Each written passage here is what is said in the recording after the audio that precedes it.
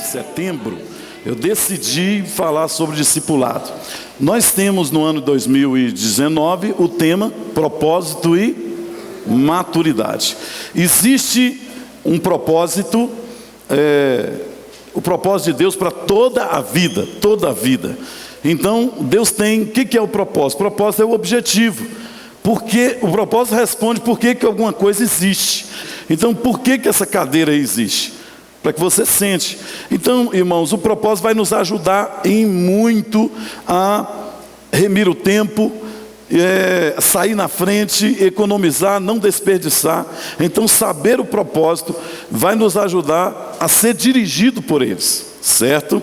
E o propósito de Deus para a igreja, os propósitos de Deus para a igreja estão ali nas nossas plaquinhas ali, é a adoração, comunhão. Existimos para adorar a Deus, existimos para a comunhão, para a família, existimos para o discipulado, existimos para o ministério, existimos para as missões ou para o evangelismo. Então, e eu estou falando aqui esses dias porque, sobre discipulado principalmente, dos 52 domingos que temos no ano, eu devo falar mais de 10 vezes sobre maturidade. Por quê? Porque não crescer é comprometedor demais. Certo? Eu vou repetir isso. Não crescer é muito comprometedor. Por quê? O texto de Gálatas diz que um herdeiro, filho do pai, não difere em nada do escravo. Então, enquanto ele é menor. O herdeiro, o dono de tudo, ele não difere em nada do escravo enquanto ele é menor, enquanto ele é pequeno. Veja, irmãos, que há direitos, nós temos herança, mas a gente não usufrui delas se nós não crescermos em Deus.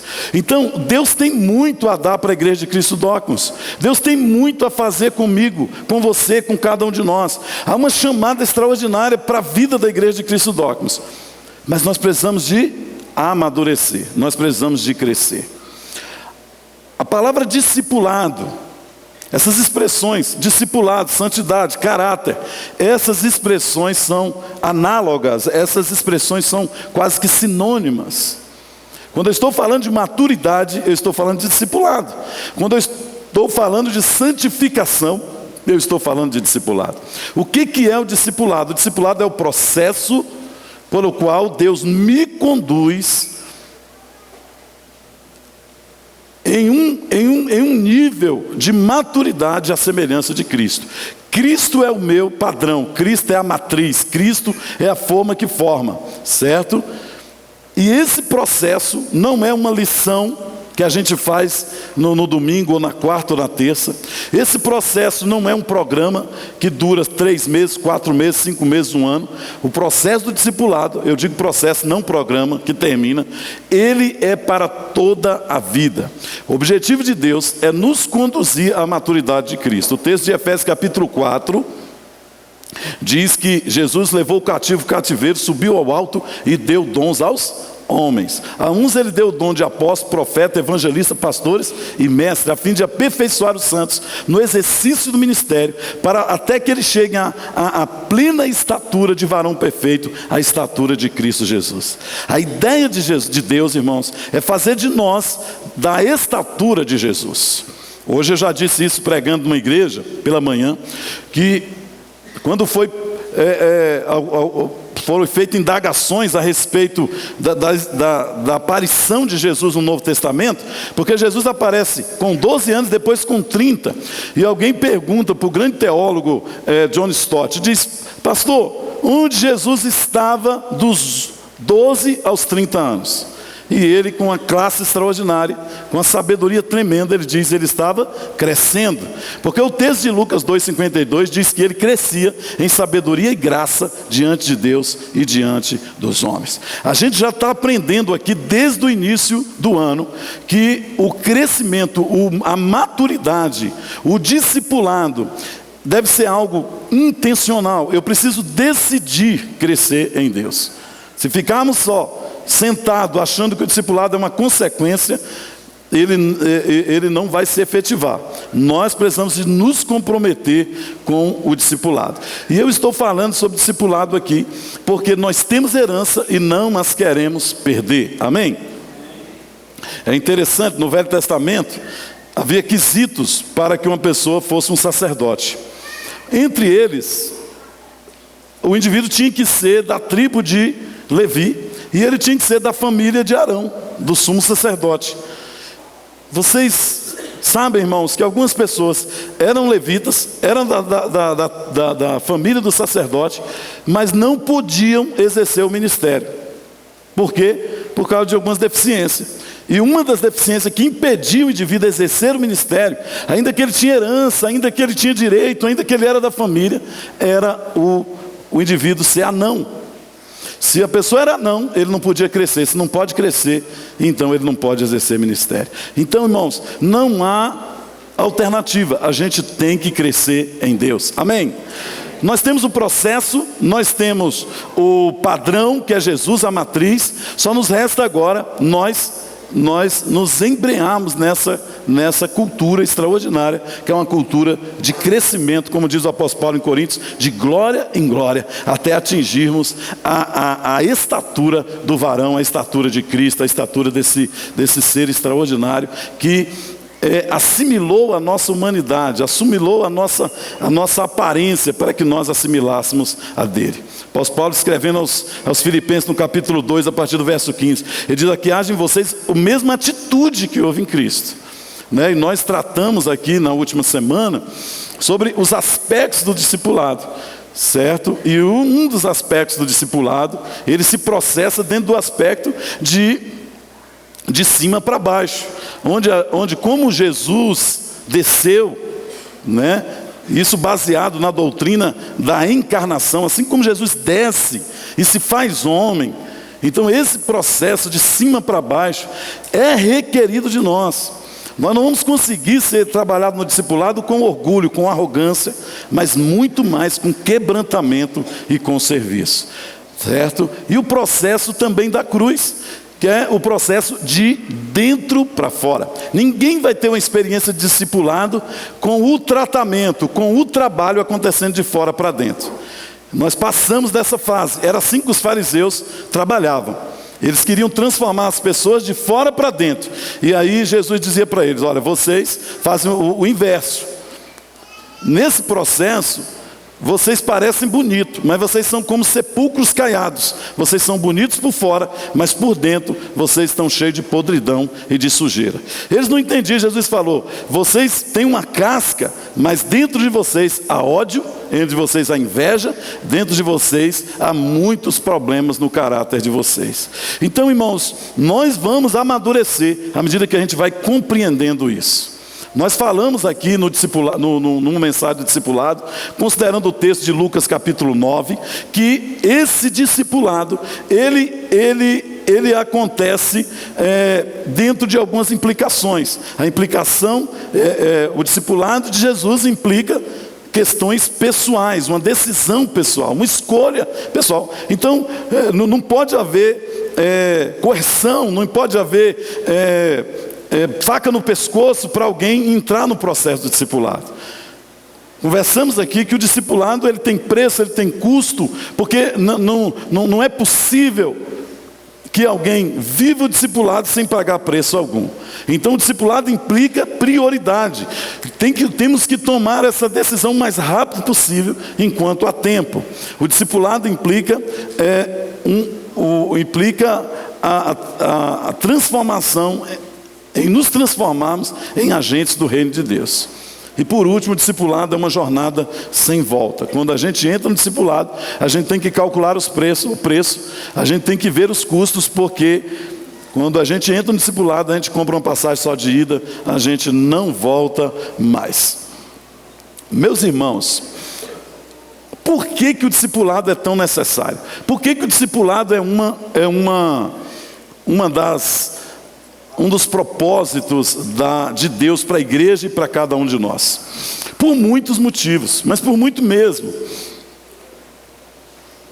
Mas o meu ver, quando Deus estabeleceu o homem na terra, Ele não fez, irmãos, porque Ele era um Deus solitário, um Deus cheio de problemas, se sentia só, porque Deus vivia sem companhia. Então Deus, eu vou fazer uma família na terra para ver se eu me resolvo. Não, ao contrário, a Bíblia diz que Deus é Pai, Filho e Espírito Santo. Ele vivia em uma relação comunitária, familiar, entre o Pai, o Filho e o Espírito Santo. A deidade assim que vive, Deus. Então Deus vivia em uma relação completa, uma relação plena, uma vida plena, é o Zoe. Então ele vivia plenamente. Então Deus quis compartilhar isso com a sua criação, com alguém que ele criasse. E ele então cria o homem. Quando ele cria o homem, ele então dá ao homem a imagem, a sua imagem e a sua semelhança. Meus irmãos, a gente, o verso 26 de Gênesis 1 diz: e disse Deus, façamos o homem à nossa imagem, conforme a nossa semelhança. Amém? E Deus pode tudo, e Ele fez o melhor. Aquele homem era perfeito, se ele se mantivesse naquela condição. Mas Deus quer se relacionar, Deus não quer robô. Então o que Deus faz? Deus pega e planta uma árvore no jardim, no centro do jardim, e diz: ó, dia que tu comer dessa árvore, você vai morrer. Então Adão era de um homem de um alto padrão, de um alto nível, de alta performance. Amém? Até ali não precisávamos do propósito discipulado, porque o Adão já era a imagem e semelhança de Deus, estava no nível, tudo certo. Mas o que acontece? O Adão escolhe pecar, porque Deus só é Deus, meus irmãos, se Ele te dá liberdade para fazer escolhas. Ele só é Deus se Ele te dá liberdade para fazer escolhas. E Adão escolheu pecar. No que Adão escolheu pecar, o que aconteceu? Adão perde muito dessa imagem e dessa semelhança de Deus. Essa imagem e semelhança de Deus, ela começa a ela tem uma experiência de distorção, ela decai, e o homem perde esse status. Então, esse status de maturidade, de semelhança que Adão tinha, decai, ele perde, de forma que outras coisas acontecem. Por exemplo, a questão da orfandade, a perda da família, perda da identidade. Mas uma coisa que o homem perde é o status e a condição da maturidade. Agora, irmãos, Deus precisa rever isso. E Deus então traz o seu Filho como padrão para levar o homem àquela condição de novo. E o nome disso, queridos, é discipulado. O nome disso é o processo de santificação. A ideia é que cheguemos de novo ao nível agora de Jesus, do Filho de Deus. Conforme diz o texto de Colossenses capítulo 1, a partir do verso 15. Ele é a imagem visível do Deus invisível. Então quando a gente olha para Jesus, a gente vê Deus. Foi isso que Jesus disse para o Filipe: quem vê a mim vê o Pai, porque eu estou no Pai e o Pai está em mim. Mas há alguns pontos que podem nos ajudar. A semelhança de Deus em nós, ela é espiritual, ela é intelectual, ela é relacional e ela é moral. Nós somos seres espirituais, nós somos seres intelectuais, nós somos seres relacionais, nós somos seres morais, como Deus é. Todas essas áreas, todos esses aspectos da vida do homem, ele foi perdido de alguma forma, certo?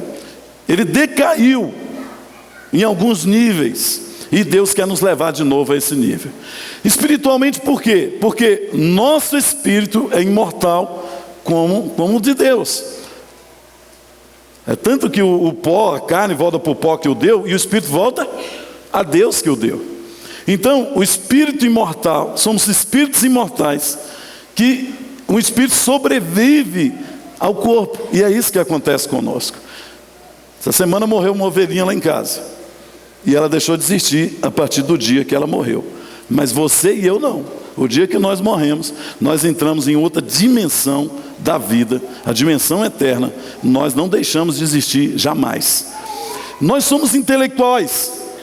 Somos seres intelectuais como Deus é. O que significa ser um ser intelectual? Porque nós podemos pensar, nós podemos ponderar, nós podemos concluir, nós podemos decidir e nós podemos escolher. Olha que coisa fantástica. Então você é semelhante de Deus porque você é espiritual. Você é semelhante a Deus porque você é um ser intelectual. Você pode ponderar, você pode escolher, você pode pensar, você pode concluir, você pode decidir. Você é semelhante a Deus. Você é semelhante a Deus porque você é um ser relacional. Você pode dar, você pode receber amor, você pode interagir nessa relação comunitária. Você é um ser relacional. E você se realiza nessa relação com o outro. Você é um ser moral. O que significa isso? Que você pode discernir entre o certo e o errado. Você pode discernir o que é bom e o que é ruim. Independente de conhecer a Deus, todas as pessoas sabem o que é certo e o que é errado. Um ser moral, um ser espiritual, um ser intelectual, um ser relacional, só existe nesta terra só o homem.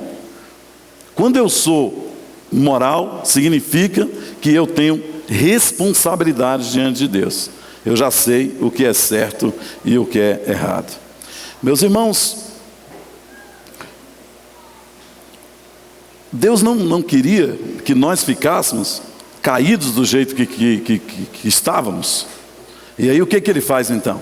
Ele nos traz para o discipulado a partir de uma ação extraordinária que só Ele pode fazer. Segundo Efésios capítulo 2, verso 9. O nome disso é salvação. Jesus nos salva. E o nome disso, a notícia disso se chama Evangelho. Então o Evangelho é o que alguém fez por nós. E nós não podemos fazer nada sobre isso. Nós só podemos aceitar o Evangelho ou não. E esse foi um marco, porque a história da humanidade pode ser contada em quatro estágios, em 4 níveis: criação, queda, remissão, salvação e glorificação. Criação, no estado da criação, nós estávamos na maturidade plena. Mas nós caímos, e a salvação foi para que nós entrássemos de novo no processo. Agora nós precisamos de discipulado. Pararmos na salvação, irmãos, provavelmente é suicídio. Provavelmente é correr o risco de voltar atrás. Então o apóstolo Paulo diz: cada um deve desenvolver a sua salvação. Cada um deve tomar iniciativas para crescer na vida cristã. Então, Igreja de Cristo Docmos, mais do que ter uma igreja aqui com milhares de pessoas, eu quero ter discípulos que são maduros e conseguem entender esses aspectos da semelhança dele com Deus e crescer, ter um comprometimento no crescimento. Então, o discipulado, ele é um projeto de Deus para nos levar de volta ao nível que Ele queria.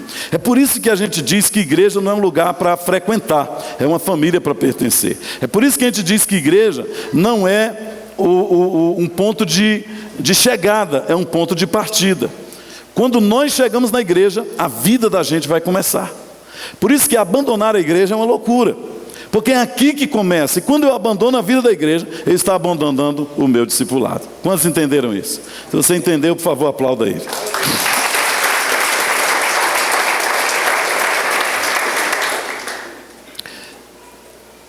Irmãos, a Bíblia diz em Hebreus 12:14: segui a paz com todos e a santificação, sem a qual ninguém verá a Deus. Em outras palavras, sem discipulado não podemos ver Deus. Sem discipulado a gente não vai poder ver Deus. Porque discipulado é o processo de crescimento à semelhança de Deus, de Cristo. Discipulado é santificação, discipulado é maturidade, discipulado é crescimento no caráter. Amém? E eu preciso de tomar uma decisão para isso. Vi que isso é urgente, vi que isso tem um preço, e etc, etc, e etc. Amém? Então o processo de se tornar semelhante a Cristo pode ser denominado, pode ser chamado de santificação. Amém? Diga santificação. Olha o que diz Efésios 4, 22 e 24, acho que eu não botei no telão, diz: agora é a hora de ter um estilo de vida totalmente novo, um estilo de vida zerado, uma vida planejada por Deus, renovada a partir de dentro, uma vida que muda para melhor a conduta de vocês e que faz o caráter de Deus tornar-se em nossa vida, uma realidade em nossa vida. Esse texto é lindo, ele está na mensagem, e o conteúdo dele é muito forte. Eu vou ler de novo, porque eu acho que eu não coloquei no telão. Agora é hora de ter um estilo de vida totalmente novo, aleluia, zerado, uma vida planejada por Deus, renovada a partir de dentro para fora, uma vida que muda para melhor a conduta de vocês e que faz o caráter de Deus tornar-se realidade em nossa vida, aleluia. O supremo objetivo de Deus para a minha vida e para a sua não é nos dar uma vida confortável, nos dar uma vida necessariamente feliz, mas nos dar um desenvolvimento do nosso caráter. Ele quer que cresçamos espiritualmente, e Ele vai usar os processos formais que já falei aqui e processos informais para que isso se efetive. Quais são os processos formais disso? Eu estou recapitulando o que venho falando. O discipulado tem um eixo educacional. Quando você vem ao culto desse, você recebe uma palavra dessa, um estudo desse, você está no processo educacional aprendendo, está recebendo informações, você está sendo ministrado.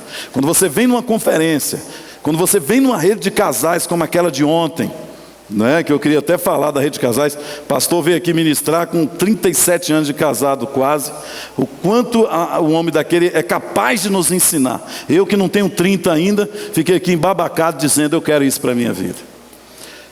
Então isso é um processo discipulado, certo? Quando eu venho a um seminário, quando eu venho a uma conferência, quando eu leio uma literatura, então esse é um processo de educação no discipulado, é um eixo da educação. O outro eixo é o eixo relacional, é quando um irmão mais velho ministra na minha vida, vida na vida, eu me relaciono e nessa relação eu vou crescendo em Deus. Mas isso não pode ser apenas restrito a nível da relação de um mais novo com o mais velho, mas o mais novo também me ensina, a comunidade me ensina, porque discipulado relacional significa estar se relacionando. Mas tem o discipulado, o eixo pessoal do discipulado. Você precisa de responder aos estímulos, você precisa fazer escolhas aos estímulos, às mensagens, ao que Deus está falando, ao processo onde Deus disponibiliza tudo isso para você. Se você tem tudo isso, educação, em justiça, em amor, conforme diz o texto de Efésios, se você tem relacionamento, um tem salmo, outro tem hino, enfim, mas se você não responde no nível pessoal, irmãos, pouco poderá ser feito por você. Pouco poderá ser feito por você. Então, no discipulado pessoal, no aspecto do discipulado pessoal, você tem que responder em Deus. Amém? Nós precisamos de responder. A santificação ou o discipulado, a maturidade, o crescimento, como disse, ele não é um programa, ele é um processo que começa aqui, no dia que nós nascemos de novo, no dia que a gente aceita Jesus. Naquele dia, o dom do Espírito Santo vem sobre as nossas vidas. O texto de João 14, 26 diz assim: mas aquele Consolador, o Espírito Santo, que o Pai enviará em meu nome, esse vos ensinará todas as coisas e vos fará lembrar de tudo quanto tenho dito. Irmãos, qual é então o grande segredo para me tornar um discípulo de Jesus, para me manter nesse processo de discipulado? Porque enquanto eu estou falando sobre discipulado, muitos de nós podem pensar assim: ah, cara, então agora eu vou me esforçar para ser discípulo. Olha, eu vou fazer, eu vou trabalhar, eu vou fazer de tudo e eu vou me tornar um discípulo. Deixa eu te dar uma má notícia: você não vai conseguir. A gente não consegue, pelas nossas próprias forças, viver o processo do discipulado. A gente não consegue, pela nossa própria energia, viver o processo do discipulado em ascensão. A gente não consegue. Então, pastor, qual é o segredo? O segredo está aqui nesse texto que li de João 14, 26. É que o Espírito Santo de Deus, a pessoa do Espírito Santo de Deus é o segredo. Ele é que vai nos ensinar, Ele é que vai nos manter crescendo, Ele é que vai manter a gente, manter vivo a palavra de Deus em nosso coração, os estímulos da palavra de Deus em nosso coração. A gente não consegue reproduzir o caráter de Jesus por esforço próprio, decisão própria, aquelas que a gente faz no ano novo. Não, eu vou fazer assim, assim, assim, assim. Isso é lei. As suas melhores intenções não serão suficientes. Somente o Espírito Santo de Deus pode dar poder para você para Deus realizar essa transformação em sua vida. É por isso que o nosso tema aqui hoje é cooperando com o Espírito Santo no processo do discipulado. Pastor, então, o que me cabe aqui? É você fazer as escolhas corretas. Teve uma irmã que converteu aqui há alguns anos, ela não está aqui mais. E ela era de uma seita. E ela disse que lá na seita era complicado, porque tudo tinha segredos. Muitos níveis, para ir a outro nível, precisava de descolar, de descobrir um segredo, né? E era muito difícil. Às vezes a pessoa ficava 30 anos e não sabia a maioria dos segredos. E quando ela chegou aqui, ela ficou impactada, porque eu levei ela no curso do discipulado, da membresia, e eu ia falando tudo para eles, né? Como a gente faz aqui. E ela disse, olha, eu fico de cara, porque todo mundo, uma pessoa que chega agora, quanto uma pessoa antiga, ela sabe todas as coisas. Tudo é revelado para ela, que não tem nada oculto, no sentido de doutrina, no sentido de palavra, no sentido de alimento para nos fortalecer. Então, tudo vai estar claras para você.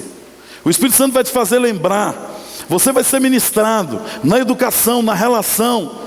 Você vai ser ministrado nas circunstâncias para o crescimento. E nesse processo, você só precisa fazer as escolhas corretas. Porque Deus não quer robôs. Ele podia obrigar você a ser um discípulo. Ele podia obrigar você a ficar no processo do discipulado. E você seria uma bênção. Mas Deus é um ser relacional, lembra? Imagine, irmão, você casado com uma mulher que não quer estar casada com você. Imagina você estar casado com um homem que não quer estar casado com você. Isso é uma insanidade. Se alguém quer isso, essa pessoa é insana. Certo? Então a gente não quer, e Deus também não quer. Então você tem o livre arbítrio. Você pode decidir. Agora, uma vez que você se converte ao Senhor, você decide servir a Deus. Então, irmãos, o caminho mais eficaz para o discipulado, para o crescimento à semelhança de Cristo, é cooperar com o Espírito Santo nesse processo. Filipenses 2,13, na linguagem de hoje, diz: Deus está operando em vocês, dando-lhe o desejo de obedecer-lhe e a capacidade de fazer o que lhe agrada. Ei, o Espírito Santo, Deus está operando em vocês. Ele está dando a você o desejo. Diga comigo, desejo. Ele está dando a você a capacidade, diga capacidade, de fazer o que lhe agrada. Chega seu ouvido aqui, por favor.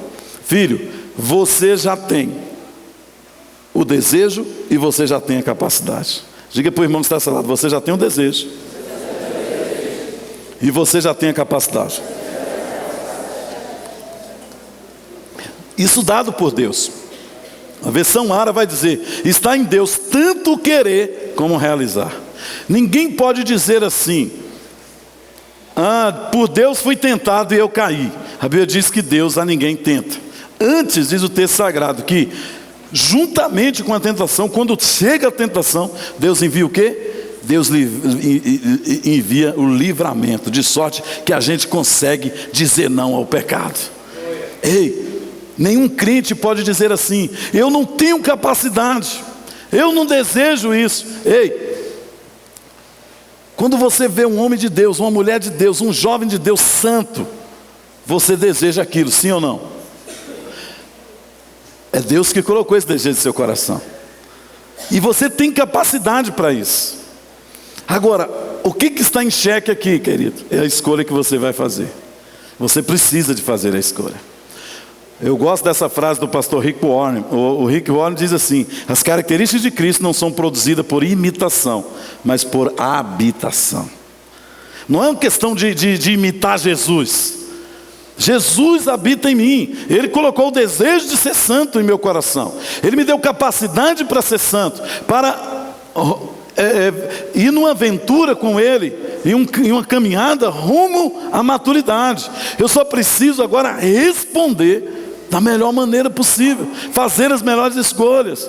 Eu preciso fazer a melhor escolha como discípulo de uma comunidade eclesiástica como essa.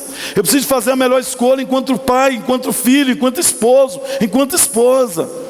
Ei, e o discipulado passa por todas essas áreas da vida, porque o discipulado disse semana retrasada que ele é abrangente. Jesus é suficiente, e Ele vai abranger todas as áreas da nossa vida. E nessa abrangência, Ele me abrange como modelo, como matriz, enquanto pai que sou, enquanto filho que sou, enquanto marido que sou, enquanto irmão que sou. E eu preciso de fazer as escolhas, as melhores escolhas. E eu vou sendo treinado, irmãos, à medida que eu vou fazendo as melhores escolhas. Então, as melhores escolhas vai manter a vida do Espírito na sua vida. Vai manter a vida do Espírito em sua casa. Você precisa de fazer as melhores escolhas. Talvez o tema aqui melhor seria fazendo as melhores escolhas no processo do discipulado. Porque, pastor, como cooperar com o Espírito Santo no processo do discipulado? Primeiro, meu filho, não atrapalhe a ação do Espírito. O texto de 1 Tessalonicenses, capítulo 5, verso 19 diz: não apaguem o Espírito. O Espírito Santo de Deus está falando, o Espírito de Deus está agindo, o Espírito de Deus está tratando. Ninguém que for para o inferno poderá dizer: eu não fui ministrado, o Espírito Santo não falou comigo, porque o Espírito Santo está fazendo. Nós muitas vezes estamos extinguindo o Espírito, estamos apagando o Espírito. Como que nós fazemos isso? Nós fazemos isso fazendo as piores escolhas. O Espírito Santo está usando cada oportunidade para nos tratar. Ele vai usar pessoas, Ele vai usar circunstâncias, Ele vai fazer o que tem que ser feito, Ele vai fazer o papel dele de consolador, porque essa palavra consolador na verdade significa encorajador. Ei, você tem um encorajador, você tem alguém que te encoraja, você tem alguém que te aponta o caminho e que diz que o que você deve fazer, o melhor que você deve fazer. Ele vai além, Ele deu a você um desejo, Ele deu a você uma capacidade. Escolha o melhor em Deus. Se você entendeu o que eu digo, aplauda e diga: eu quero isso, eu entendi. Segundo lugar, não endureça o seu coração quando o Espírito de Deus falar. O doce Espírito falou, meu amigo, então não endureça o seu coração. Portanto, como diz o Espírito Santo: se ouvides hoje a voz dele, não endureçais os vossos corações como na provação, no dia da tentação, no deserto. Hebreus 3, 7 e 8. Vocês sabem que uma geração de talvez 3 milhões de pessoas morreram no deserto porque endureceu o coração. O Espírito Santo falou uma vez, o Espírito Santo falou 2 vezes. O Espírito Santo ficou 40 anos falando, mas eles não deram ouvido. Deixa eu te dizer algo, filho. O Espírito Santo é a pessoa que mais fala no universo, mas é provável que ele seja a pessoa menos ouvida. Se você decidir ouvir o Espírito de Deus durante o dia, durante a semana, durante os meses e os anos, você será reconhecido como alguém que ouve o Espírito Santo. Se você tem um deserto eterno na sua vida, talvez você não esteja ouvindo o Espírito Santo, porque os desertos, eles vêm nas nossas vidas, mas eles têm que acabar. Amém? E uma coisa que ajuda a gente nesse processo de discipulado, nessa relação com o Espírito Santo, é a obediência. O acróstico rico, né? A obediência, ela é radical, imediata e tem custo. Então, quando Josué chega para entrar na terra prometida, tinha o rio Jordão. Eu fui lá no rio Jordão. Era impossível realmente atravessar o rio com aquele tanto de bagagem sem um milagre. E aí Deus diz: olha, avança. E o que eles fazem? A água está correndo aqui. Eles decidem obedecer. Quando eles obedecem, a água para, uma espécie de uma parede acontece aqui, se forma aqui, e eles passam em seco. O que isso me diz, irmãos? Me diz que a obediência libera poder. Amém? Ei, a obediência libera poder. As melhores escolhas, as escolhas mais alinhadas com a palavra de Deus, com os valores e os princípios da palavra de Deus, vai liberar poder. Ei, as suas escolhas, sendo elas as escolhas bíblicas, vai liberar poder para o seu casamento, vai liberar poder para a sua relação com a esposa, com seus filhos, na relação com o outro, na relação com o ministério, vai liberar poder na sua vida, porque o rio parou quando ele obedeceu. Ei, filhão, obedeça. Adão e Eva saíram do paraíso porque a única virtude que lhes era cobrada não era amor, não era paixão, não era serviço. A virtude negligenciada que lhes tirou do paraíso foi a falta de obediência. Quando eu não obedeço, eu atraio maldição para a minha vida. A maldição, a desobediência desencadeia a maldição, enquanto que a obediência desencadeia poder, autoridade, avanço na maturidade para a glória de Deus. Se você entendeu, aplauda isso. Aplauda ao Senhor. Aleluia. Querido, faça a coisa certa. Terceiro lugar, não entristeça o Espírito Santo de Deus. O texto de Efésios 4:30 diz: não entristeçais o Espírito Santo de Deus, no qual estáis selados para o dia da redenção. A ideia é fazer a melhor escolha, segundo Deus já disse. Mas o contexto de Efésios capítulo 4, meus irmãos, a partir do verso 24 é o seguinte: e vos revistais do novo homem, vestir uma nova roupa, que segundo Deus é criado em verdadeira justiça e santidade.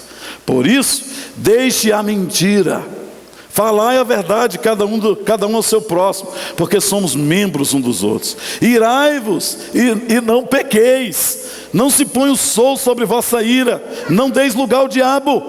Aquele que furtava não furte mais, antes trabalhe, fazendo com a mão o que é bom, para que tenha o que repartir com aquele que tem necessidade. Não saia da vossa boca nenhuma palavra torpe, mas só o que for boa, a palavra que for boa para promover edificação, para que dê graça aos que ouvem. Não entristeçais o Espírito Santo de Deus, o qual estáis selado. Meus irmãos, a cólera, a gritaria, a blasfêmia, a malícia, como diz os próximos versos, vai entristecendo o Espírito Santo. O pecado vai entristecendo o Espírito Santo. Você vê crente triste.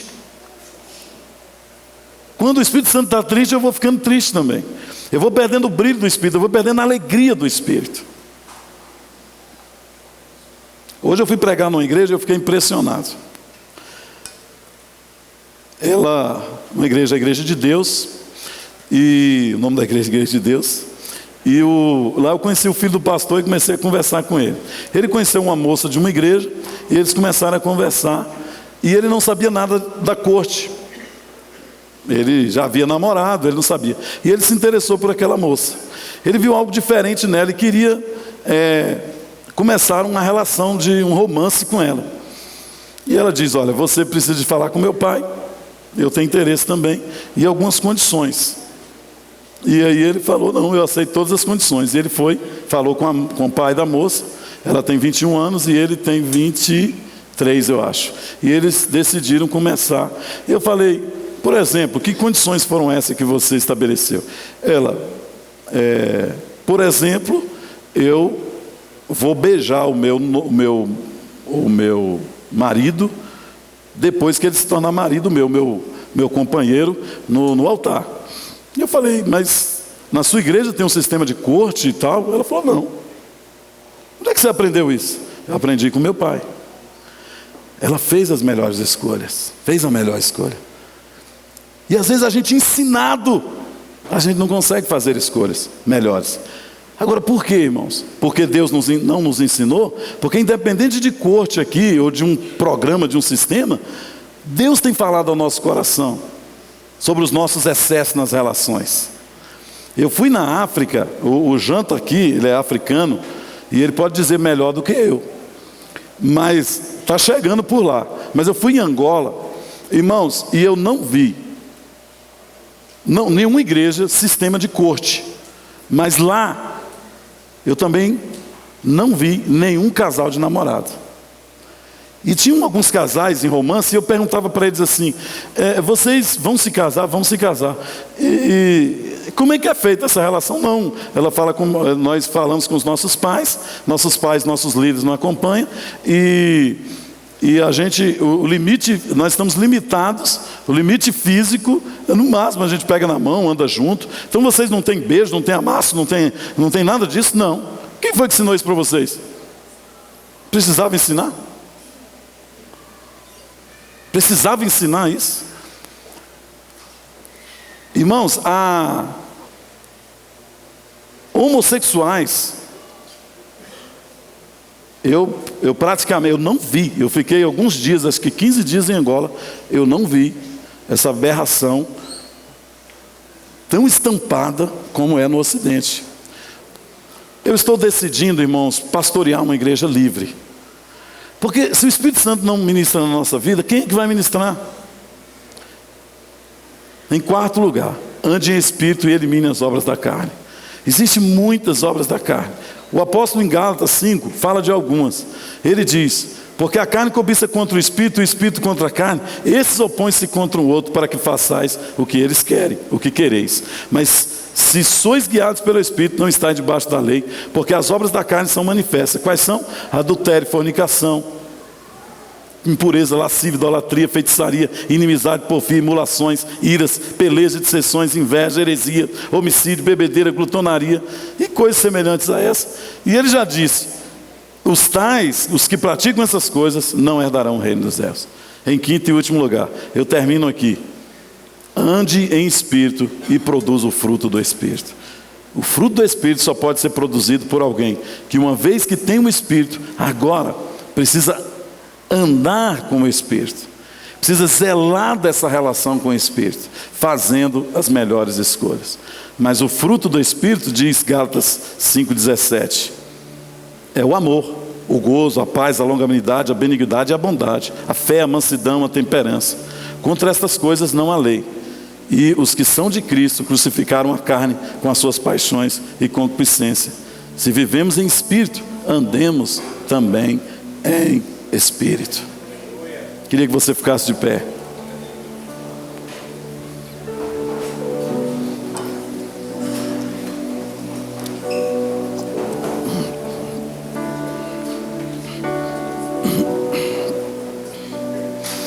Feche seus olhos aí onde você está.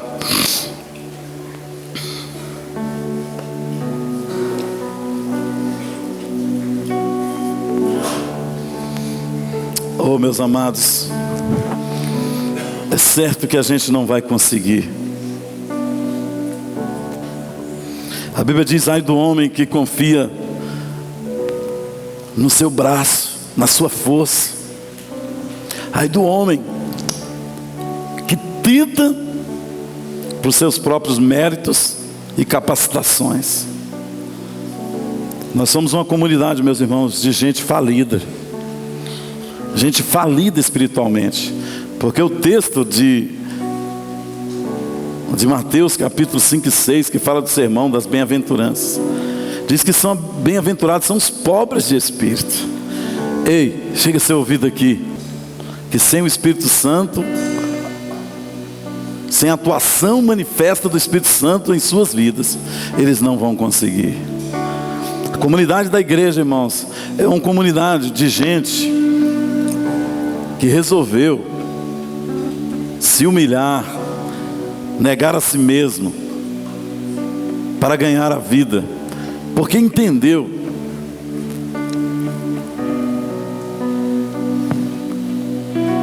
que ganhar às vezes é perder, mas perder às vezes é ganhar. A Bíblia diz: porfiai por entrar pela porta estreita, porque largo é o caminho, espaçoso é a porta que conduz à perdição, e são muitos os que a encontram. Ei, você tem o desejo, você tem a capacidade, não pelo seu intelecto, não pelo seu poder, não pela sua força, não pelo seu braço, mas porque você resolveu confiar no doce Espírito de Deus. Quantos resolveram confiar no doce Espírito aqui hoje? Levante suas mãos ao alto, diga: Deus, eu me rendo. Meu Deus, eu me rendo, Senhor. Sem Ti eu não consigo, eu não posso. Levante suas mãos. E quanto tempo isso levou? Quando meu aleluia cessou.